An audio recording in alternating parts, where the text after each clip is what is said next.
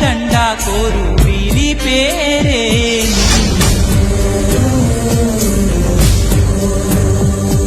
ఇది మనుషులు ఆడే ఆట అనుకుంటారే అంతా, ఆ దేవుడు ఆడే ఆట అని తెలిసేదెప్పుడంట.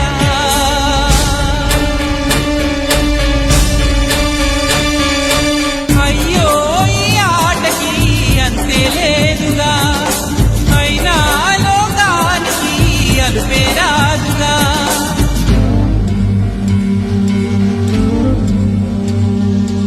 వీరి వీరి గుమ్మడి పండు వీరి పేరే.